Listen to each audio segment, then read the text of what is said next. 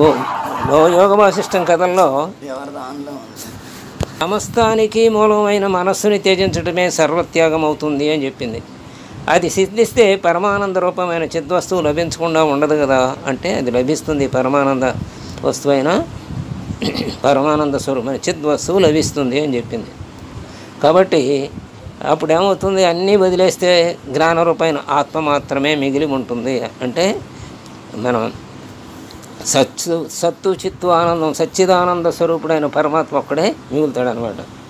దాన్నే నిర్వాణం అంటారు అని కూడా చెప్పింది. అక్కడి నుంచి ఇక అప్పుడు సికిధ్వజుడు అడిగాడు అనమాట, చిత్తాన్ని త్యాగం చేయటం ఎలా అని. అక్కడి నుంచి కూడా ప్రారంభిద్దాం. సికిధ్వజుడు హృదయం అనే వృక్షంపై కోతి వంటి మనస్సును నేను మాటి మాటికి త్యజించినా మళ్ళీ మళ్ళీ వస్తూనే ఉంది. ఉత్తముడైన ఓ దేవపుత్ర, ఈ మనస్సును పట్టుకోవడం తెలుస్తుంది కానీ వదలటం తెలియటం లేదు.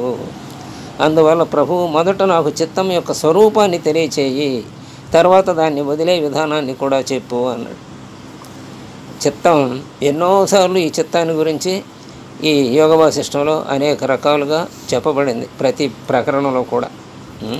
ఇప్పుడు మళ్ళీ మనకి దాన్ని ఇంకో రూపంలో ఇవాళ తెలుసుకోబోతున్నాం. అప్పుడు కుమ్ముడు రూపంలోనే చూడాలంటోంది. ఓ మహారాజా, వాసనే చిత్తం యొక్క స్వరూపం, వాసన యొక్క మరో పేరే చిత్తం. అట్టి చిత్తం యొక్క త్యాగం చాలా సులభం. గడ్డిపోసని కదిలించడం కంటే తేలిక, సాధ్యమే, అలాగే అతి కష్టము. అది రాజ్యలాభం కంటే అధిక సుఖాన్ని ఇస్తుంది, పుష్పం కంటే రమణీయమైంది. అయితే మూర్ఖుడికి ఈ చిత్త పరిత్యాగం పామరునికి సామ్రాజ్యంలాగా అసాధ్యమే. అతి సామాన్యుడికి సామ్రాజ్యం రాదు కదా, అట్లాగే మూర్ఖుడికి ఇది కూడా సాధ్యం కాదు వదిలేయటం. జ్ఞానికి మాత్రం చాలా తేలిక అని చెప్తుంది. ఇక సికిధ్వజుడు అప్పుడు అంటున్నాడు, ఓ మహాత్మా, వాసనామయమైన చిత్తస్వరూపాన్ని తమ వచనాల ద్వారా తెలుసుకున్నాను. కానీ దాని త్యాగం వజ్రాన్ని భేదించటం కంటే దుస్సాధ్యం అనుకుంటున్నాను. అందులో సందేహమేం లేదు, సాధారణమైన మానవులకి అతి కష్టమే. అట్టి త్యాగం నీవు చెప్పినట్లు యత్నం లేకుండా ఎట్లా తేలిగ్గా కలుగుతుందో చెప్పు అని అడిగాడు సికిధ్వజుడు. అప్పుడు కొమ్ముడు రూపంలో చూడాలంటోంది. ఓ రాజా, చిత్తమనే వృక్షానికి అజ్ఞానమే బీజం. అట్టి వృక్షాన్ని సమూలంగా పెళ్ళగించు. వాసన అంటే అజ్ఞానమే, అందుకని అజ్ఞానమే బీజం.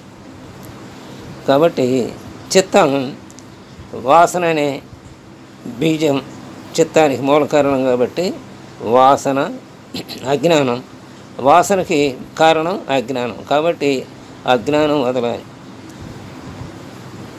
సికిధ్వజుడు అంటే వృక్షానికి అజ్ఞానమే, చిత్తమనే వృక్షానికి అజ్ఞానమే బీజం. అట్టి వృక్షాన్ని సమూలంగా పెళ్ళగించు. సికిధ్వజుడు, ఓ ముని, ఈ చిత్తమనే చెట్టుకు మూలం ఏది? దీని మొలక ఏది? దీని ఉత్పత్తి స్థానం ఏది? దీని పెద్ద కొమ్మలు చిన్న కొమ్మలు ఏవి? సమూలంగా ఎట్లా పెళ్ళగించబడుతుంది? చూడాలంటుంది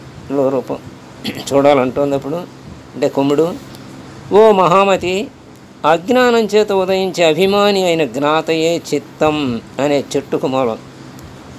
అభిమానం, ఈ దేహం నేననే, ఎంత నేను అనే భావనే కదా. ఇది అసలు నేను మర్చిపోయి ఈ భౌతికంగా కనపడుతున్న ఈ దేహాన్నే నేను అనుకుంటూ, ఆ దేహానికి సంబంధించిన భావజాలన్నంతా నాదే అనుకుంటూ, దానికి ఇతరమైనదంతా నాది కాదనుకుంటూ ఉంటాం. అదే అభిమానం. ఆ అభిమానం మన అభిమాని జ్ఞాత అంటాం దాన్ని. ఈ జ్ఞాతయే చిత్తం అనే చెట్టుకి మూలం. పరమాత్మని ఆశ్రయించిన మాయ దీని భూమి. అది పరమాత్మనైతే ఆశ్రయిస్తుంది మాయ, మననైతే మన మీద పెత్తనం చేస్తుంది.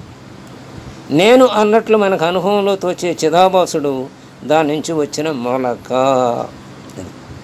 చిదాభాసుడు ఇదంతా మనం పంచీకరణలో చెప్పుకుంటూ ఉంటాం. చిదాభాసుడు దాని నుంచి వచ్చిన మూలక. నిశ్చయాత్మకమైన దాని రూపాన్ని బుద్ధి అంటారు. బుద్ధి అనే మొలక యొక్క స్థూల రూపం సంకల్పం కనుక దాన్ని చిత్తం, మనస్సు అనే పేర్లతో చెప్తారు. చివరికి జ్ఞాతే చివరికి సంకల్ప రూపంలో మనస్సు చిత్తము అనబడుతుంది అన్నమాట. జడమైన చిత్త ధర్మాలతో సంబంధం పొంది ఉన్నట్లున్న చైతన్యమే జీవుడు. అంటే ఈ చిత్తధర్మాలు ఎలాంటి అంటే జడమైనవి, వాటితో సంబంధం పొందిన చైతన్యం ఉంది చూసారా, దాన్నే జీవుడు అని. అంటే పరమాత్మ యందు నుంచి వచ్చినటువంటి అంశమే జీవుడు కదా. ఆ జీవుడికి చిత్త ధర్మాలతో సంబంధం ఏర్పడుతుంది. ఆ చిత్త సంబంధాలతో ఏర్పడిన ఆ పరమాత్మ యొక్క అంశాన్నే జీవుడు అన్నారు. అదే ఈ వృక్షం. నాడీ హస్తాదులతో కూడిన శరీరమే దీని స్తంభం. బాహ్య అంతర పదార్థాలను గురించిన వాసనయే చిట్టంతా ప్రచురించే రసం. పొడవైన కొమ్మలు ఇంద్రియాలు. ఇంద్రియ భోగాలే వీటి చిన్న చిన్న కొమ్మలు. విషయ భోగాలు అనే ఈ దుష్ట వృక్షం యొక్క కొమ్మలని ప్రతి క్షణం తెగనరుగుతూ అసంగ ఆత్మదర్శనం చేత అహంకారాన్ని అనే మూలాన్ని నాశనం చెయ్యాలి. ఒక్కసారి మళ్ళీ ఈ చదివిందే ఇంకొకసారి మళ్ళీ ఒకసారి మననం చేసుకుందాం. కుమ్ముడు రూపంలో చూడాలి ఏమంటుందంటే ఈ చిత్తాన్ని గురించి వివరంగా చెప్పమన్నాడు కదా సికిద్వదుడు. అది అజ్ఞానం చేత ఉదయించే అభిమాని అయిన జ్ఞాతయే ఈ చిత్తం అనే చెట్టుకి మూలం. జ్ఞాతే మూలం, అభిమాని అయినటువంటి జ్ఞాత మూలం. పరమాత్మని ఆశ్రయించిన మాయ దీని భూమి. నేను అన్నట్లు మనకి అనుభవంలోనే తోచే చిదాభాసుడు దాని నుంచి వచ్చిన మొలక. నిశ్చయాత్మకమైన దాని రూపాన్ని బుద్ధి అంటారు. బుద్ధి అనే మొలక యొక్క స్థూల రూపం సంకల్పం కనుక దాన్ని చిత్తము మనస్సు అనే పేర్లతో చెబుతారు. జడమైన చిత్తధర్మాలతో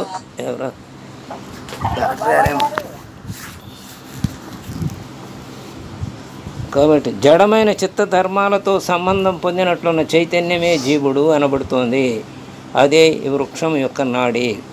హస్తాదులతో కూడిన ఈ శరీరమే దాని స్తంభం.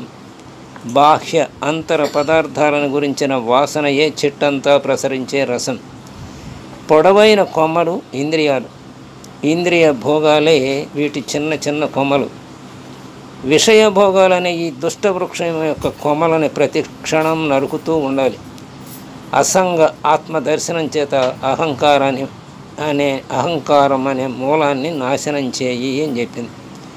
కాబట్టి అసంగం అంటే వీటితో అంటే బాహ్య విషయాలతోనూ వీటితో మనం తాదాత్మ్యం చెందకుండా వాటితో దూరంగా ఉండి అదే అసంగం అయ్యి ఆత్మదర్శనం చేసుకుంటూ అహంకారం అనే మూలాన్ని నాశనం చేయని చెప్తున్నాడు కుమ్ముడు. అప్పుడు సిహిద్వదుడు అంటున్నాడు, ఓ ముని, ఈ చిత్తం అనే వృక్షం కొమ్మలను ఛేదించడం, మూలాన్ని పికివేయటం ఎలా అని అడుగుతున్నాడు. అది రేపు తెలుసుకుందాం. స్వస్తి.